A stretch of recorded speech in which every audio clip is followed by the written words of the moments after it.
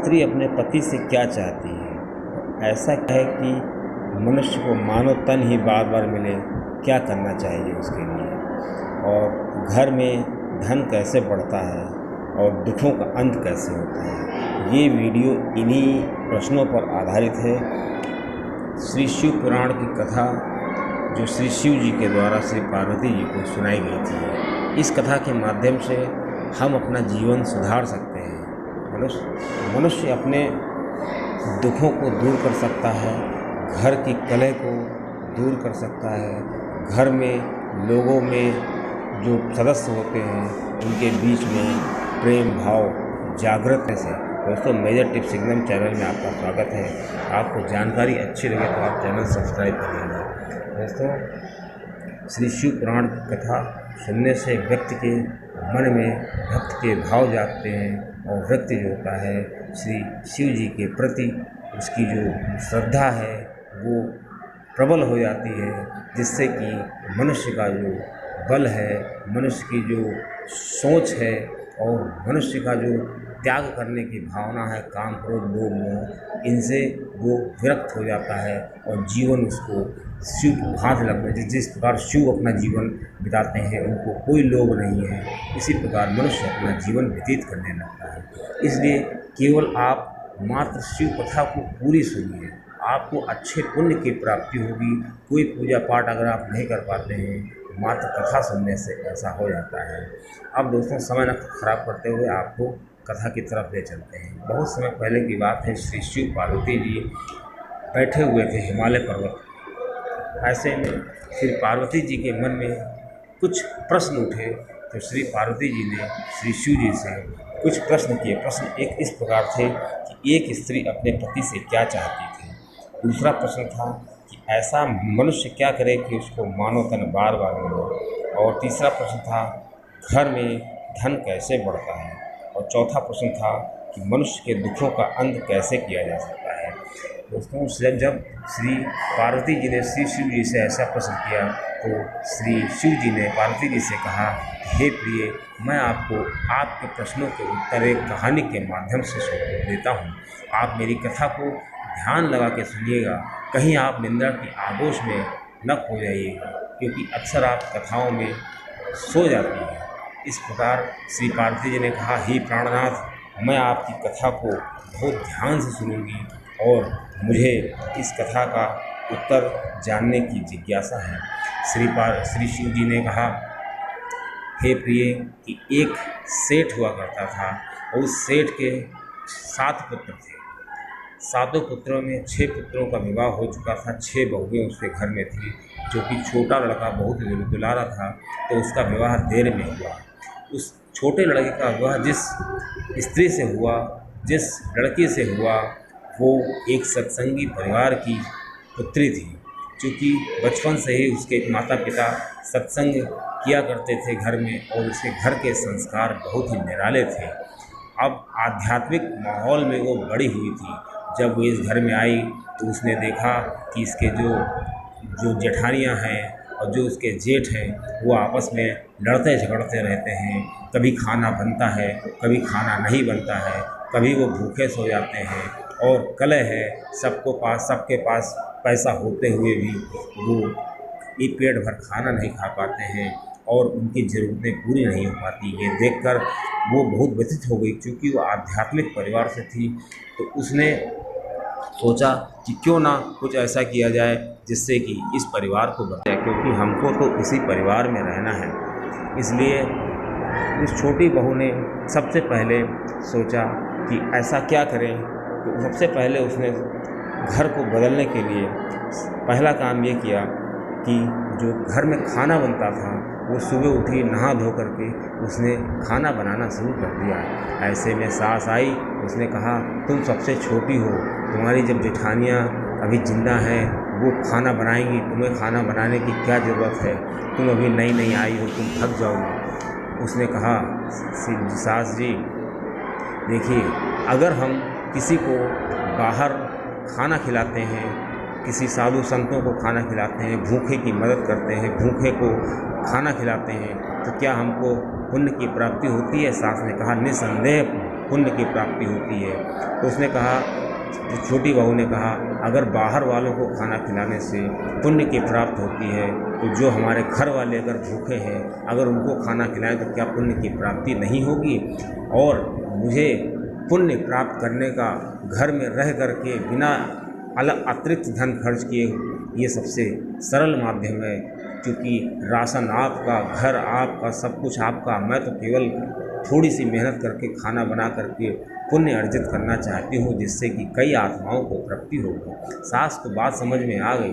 दूसरे दिन सास उठी, बहू से पहले नहा धो करके उसने खाना बनाना शुरू कर दिया, क्योंकि अब उसको समझ में आ गया था कि अगर हमको पुण्य कमाना है तो सबसे अच्छा माध्यम है कि हम घर के लोगों को भर पेट भोजन कराएं। जब जेठानियों ने देखा इस चीज़ को तो जेठानी आपस में कानाफूसी करने लगी कि क्यों ना हम लोग भी खाना बनाएं, इससे हमको पुण्य की प्राप्ति होगी। कुछ समय बाद ऐसा हुआ कि उसकी सभी जेठानियाँ और छोटी बहू सास मिल कर के खाना बनाती थी। बहुत अच्छा खाना तैयार होता था। सभी बहुत, जो उनके पति थे, बहुत खुश हो गए थे। जब सेठ जी ये सब चीज़ें देखता था तो उसको भी बहुत अच्छा लगता था। घर में कलह ख़त्म हो गई थी। अब छोटी बहू ने सोचा कि खाना बनाने से जो पुण्य मिलता था वो तो हमारी जेठानियों ने और सास ने छीन लिया है, अब हमें क्या करना चाहिए। अब उसने सोचा कि चलो, जो घर में आटा पीस करके आता है वो चक्की से आता है, क्योंकि चक्की का आटा जो होता है वो गरम गरम होता है और बोरी में डाल दिया जाता है, जिससे कि वो ख़राब हो जाता है। क्यों ना घर की चक्की से आटा पीसें, और घर की चक्की का आटा बहुत ही स्वादिष्ट और लाभकारी होता है। वो सुबह उठी, उसने खाना बनाना छोड़ दिया और चक्की चलाने लगी और गेहूँ पीसने लगी। उसकी सास ने कहा, अरे तुम चक्की को पीसती हो, तुम्हारे घर में तो चक्की से आटा पीस करके आता है। उसने कहा, नहीं सास जी, चक्की चलाने से बहुत फ़ायदा है। पहला तो हमारा स्वास्थ्य सही होगा, और दूसरी चीज़ ये है कि चक्की चलाने से जो हमारे घर के सदस्य हैं उनको स्वादिष्ट खाना मिलेगा और हमको पुण्य की प्राप्ति होगी। अब दूसरे दिन सास स्वयं चक्की चलाने लगी। जब सास को चक्की चलाते देखा तो और जो देवरानियाँ थीं, जेठानियाँ थीं, उन्होंने भी कहा अपने पतियों से कि मुझे चक्की ला दो, मुझे भी पुण्य कमाना है, मैं घर का स्वयं का आटा पिसा हुआ खाऊंगी। अब जब घर में चक्की सब चलाने लगी तो घर में अच्छा खासा आटा तैयार हो जाता था और भोजन बहुत ही स्वादिष्ट होता था, और इस भोजन ऐसा स्वाद घर के सदस्यों ने कभी नहीं चखा था। अब जब छोटी बहू ने देखा कि खाना बनाने का काम और चक्की चलाने का काम घर के और सदस्यों ने कर लिया है, तो वो पुण्य कमाना चाहती थी घर में रह कर के ही। अब उसने सोचा कि चलो झाड़ू पोछे का काम करते हैं। वो सुबह उठी और झाड़ू लगाने लगी, पोछा लगाने लगी। अब सास ने देखा, कहा तुम्हारे घर तो झाड़ू पोछे वाली आती है, झाड़ू लगाने वाला आता है, तुमको ये सब करने की क्या ज़रूरत है। उसने कहा कि देखिए, छोटा काम करने से पुण्य ज़्यादा मिलता है, क्योंकि आपने सुना होगा कि पांडव जब यज्ञ करा रहे थे तो श्री कृष्ण जी ने पत्तल उठाने का कार्य किया था। जितना छोटा कार्य हम करेंगे उतना अधिक पुण्य की प्राप्ति होगी। अब सास को समझ में आ गया कि हम तो मर जाएंगे, क्या होगा, आखिरी समय है, चलो भगवान के काम को जिससे हमको पुण्य की प्राप्ति हो। अब उसने खाना बनाने का काम, चक्की चलाने का काम के साथ साथ जो झाड़ू लगाने का काम था वो भी करने लगी। सास को देख करके जो देवरानियाँ जेठानियाँ थी उन्होंने भी खाना बनाने के साथ साथ बर्तन धोने का काम और साथ में झाड़ू लगाने का काम भी करने लगी। इससे घर में सफाई भी रहती थी और पैसे भी बचते थे।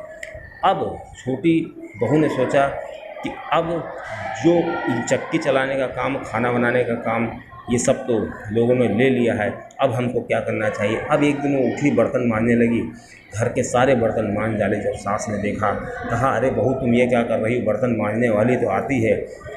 बहू ने कहा कि बर्तन मांज, जूठे बर्तन मांजने से हमें पुण्य की प्राप्ति होती है, और अपनों के बर्तन जूठे मांजने से कोई दो राय नहीं है, और इससे घर में सुख शांति रहेगी। ऐसे में सभी देवरानी और जेठानियाँ भी बर्तन मांजने लगी। अब छोटी बहू ने सोचा अब क्या करें, अब तो सारे काम लोगों ने ले लिए हैं। अब उसने क्या किया, जो उसके शादी में गहने मिले हुए थे, जो उसके ससुर ने बनवाए हुए थे, और जो धन उसको मिला था शादी में, वह नौकरों में बांटने लगी और सबको दे दिया और सारे गहने उठा करके अपनी सबसे बड़ी जेठानी को दे दिया। और सबसे बड़ी जेठानी से छोटी बहू ने कहा कि तुम्हारे बच्चे बड़े हो गए हैं, तुमको धन की गहने की ज़्यादा ज़रूरत है, क्योंकि तुमको अपने बच्चों की शादी करनी है, और जब हमारे बच्चे होंगे तब तक हम बनवा लेंगे और तुम मेरी मदद कर देना। जब सास ने ऐसा देखा, कहा अरे तुम क्या कर रही हो, ये गहने तो तुम्हारे पिता ने बनवाए थे, तुम इनको सबको क्यों बांट रही हो। उसने कहा, छोटी बहू ने, कि मैं इन गहनों का क्या करूँगी, मैं तो शिव भक्ति में लीन रहती हूँ। जितना ज़्यादा धन हम बांटते हैं उससे हमको अच्छे पुण्य की प्राप्ति होती है, क्योंकि अगर हम किसी ज़रूरतमंद की मदद करते हैं, हमारे गहनों से किसी के पुत्र की शादी हो जाती है, तो हमको जो पुण्य मिलेगा वो इन गहनों से कहीं बढ़ के है। अब सास को रहा ना गया, सास ने तुरंत सेठ से कहा, मुझे धन दो, मैं भी नौकरों में बांटूंगी। अब सेठ ने देखा कि जो हमारी पत्नी थी पहले कभी धन नहीं बांटती थी, कभी दान नहीं करती थी, नौकरों को पैसे नहीं देती थी, अब तो ये दान दे रही है, पुण्य की प्राप्ति कर रही है। अब सेठ जी से रहा ना गया, सेठ जी ने बढ़िया भंडारे लंगर कराने शुरू कर दिए, और घर की जो और देवरानियाँ जेठानियाँ थीं उन्होंने भी छोटी बहू की देखा देखी धन का दान करना शुरू कर दिया। जब घर में दान पुण्य होने लगा तो घर में खुशहाली छा गई। इस प्रकार श्री शिव जी श्री पार्वती जी से कहते हैं कि हे प्रिय, आपने देखा कि पूरा घर धन धान्य से भर गया। अब श्री शिव जी ने श्री पार्वती जी से कहा कि आपने जो 4 प्रश्न किए थे उन चारों प्रश्नों का उत्तर इस कथा में है। श्री शिव पार्वती जी ने कहा, हे प्राणनाथ, मैं समझी नहीं, आप मुझे ज़रा विस्तार से समझाइए। तो श्री शिव जी ने कहा कि आपका पहला प्रश्न था कि एक स्त्री अपनी पति से क्या चाहती है। तो श्री शिव जी ने कहा, एक जो स्त्री है वो अपने पति से 4 चीज़ें चाहती है, काम, धर्म, अर्थ, काम और मोक्ष। धर्म का मतलब है पति कर्तव्य का निर्वाह करे, अर्थ का मतलब सही सलामत उसके पास पैसा हो जिससे घर अच्छे से चल सके, काम की तृप्ति कर सके, और मोक्ष मतलब जो पति पत्नी में आज़ादी हो, कोई शक न हो, ये पत्नी चाहती है। श्री पार्वती जी ने कहा, आपने जो बताया मैं पूरी तरीके से समझ गई हूँ। अब श्री शिव जी ने कहा, आपके दूसरे प्रश्न का जवाब, हर जन्म में मानव ही जन्म मिले, ऐसा कैसे संभव है, आपका दूसरा प्रश्न था। तो श्री शिव जी ने कहा, पुरुष अगर अपना मानव तन चाहता है तो उसको लगातार पुण्य करना चाहिए, जाप करने चाहिए, दान करना चाहिए और लोगों की मदद करना चाहिए। मनुष्य जितना पुण्य करेगा उसको मानव बनने की, मानव जाति की जो मिलने की संभावना है वो काफ़ी प्रबल हो जाती है, क्योंकि जब हम किसी गरीब की मदद करते हैं या किसी के दुख को अनुभव करते हैं और उसमें अपना हाथ बटाते हैं, तो हम एक तरीके से गरीब की मदद नहीं करते हैं, हम ईश्वर की मदद करते हैं, और ईश्वर उनकी मदद ज़रूर करता है जो ईश्वर की मदद करते हैं। दोस्तों, अब श्री पार्वती जी को सारी बातें समझ में आ गई थी। श्री पार्वती जी ने कहा, हाँ, आपकी कथा में बिल्कुल मेरे प्रश्नों का उत्तर था। अब श्री शिव जी ने कहा, आपका तीसरा प्रश्न था कि धन कैसे बढ़ता है घर में।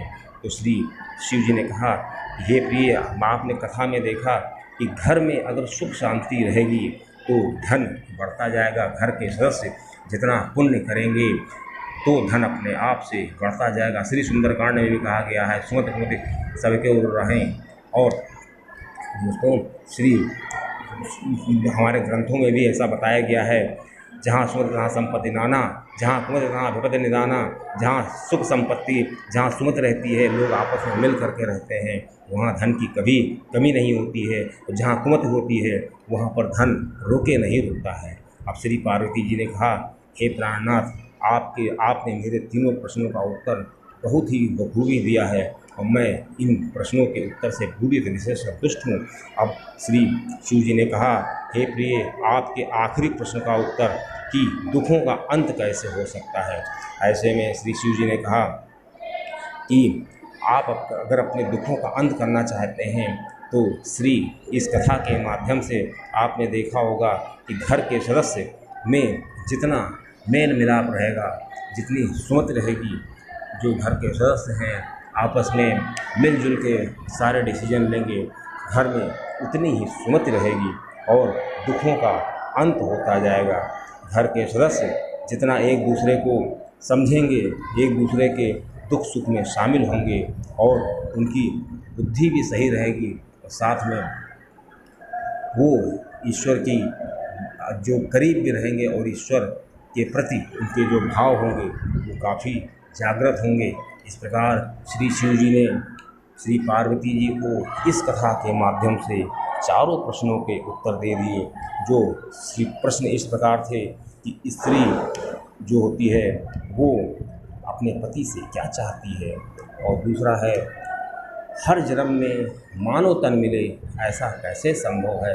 और हर जन्म में मानव तन मिलने का सबसे आसान तरीका है कि उस व्यक्ति को जो पुण्य चाहता है, जो मानव तन चाहता है, उसको लगातार ऐसे कर्म करने चाहिए जिससे कि उसके पुण्यों में इजाफा हो। और जो तीसरा प्रश्न था, धन कैसे बढ़ता है।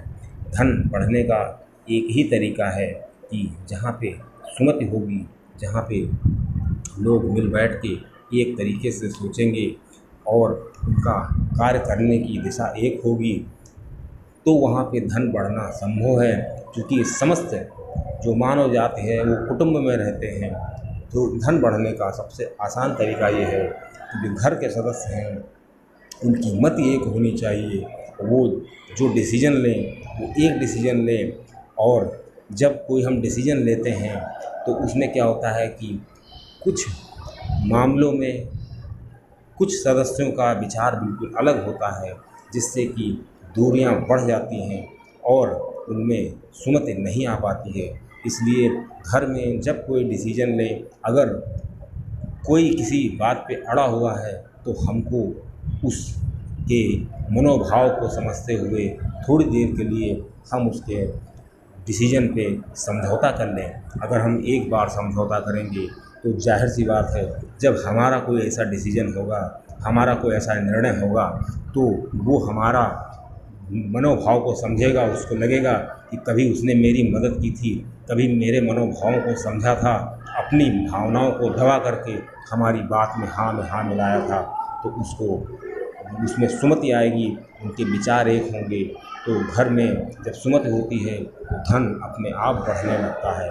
और आखिरी प्रश्न था, दुखों का अंत कैसे होता है। दुखों के अंत का सबसे अच्छा तरीका है जो घर के सभी सदस्य हैं वो जितना ज़्यादा पुण्य अर्जित करेंगे। और पुण्य अर्जित करने के लिए अगर कोई कहता है कि मेरे पास धन नहीं है, तो वो इस कथा में बताए गए जो कार्यकलाप हैं उनको करके, घर के कामों को ही करके पुण्य को अर्जित कर सकते हैं। क्योंकि अगर हम बाहर जा कर के किसी को खिलाते हैं और दान करते हैं और घर के सदस्य की अवहेलना करते हैं, तो भी